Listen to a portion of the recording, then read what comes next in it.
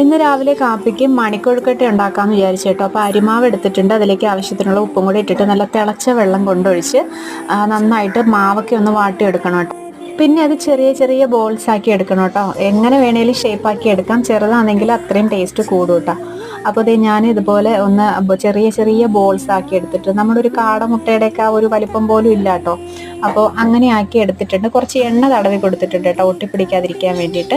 പിന്നെ ഇഡലിത്തട്ട് അടുപ്പിലേക്ക് വെച്ച് അതിൽ വെച്ചിട്ടൊന്ന് വേവിക്കാനായിട്ട് അടച്ചു വെച്ച് കൊടുത്തിട്ടുണ്ട്. ഇനിയിപ്പോൾ തേങ്ങാപ്പാൽ തയ്യാറാക്കണം. കുറച്ച് തേങ്ങ എടുത്തിട്ടുണ്ട്, നന്നായിട്ട് കട്ടിക്കൊന്ന് പിഴിഞ്ഞെടുത്തിട്ടുണ്ട് കേട്ടോ. പിന്നെ അതിൽ നിന്ന് കുറച്ച് മാറ്റിയിട്ട് ഒരു 2 ടീസ്പൂൺ അരിപ്പൊടി ഇട്ടിട്ട് ആ തേങ്ങാപ്പാലിലേക്ക് ഒഴിച്ച് ആവശ്യത്തിനുള്ള പഞ്ചസാര ഇട്ട് കൊടുക്കുന്നുണ്ട്. നല്ല ജീരകവും കൂടെ ഒന്ന് ചതച്ചിട്ട് കൊടുക്കുന്നുണ്ട്. എന്നിട്ട് നന്നായിട്ടൊന്ന് കുറുക്കിയെടുക്കണം. അതിലേക്ക് നമ്മൾ വേവിച്ചെടുത്തിട്ടുള്ള മണിക്കൊഴുക്കട്ട ഇട്ട് കൊടുക്കുക, മിക്സ് ചെയ്യുക. അപ്പോൾ ഇത്രയേ ഉള്ളൂ കേട്ടോ. ശർക്കര ഇടുന്നവർക്ക് അങ്ങനെ ഇടാം, ഞാൻ പഞ്ചസാരയാണ് ഉപയോഗിച്ചിരിക്കുന്നത്. അപ്പോൾ ഇത്രയേ ഉള്ളൂ.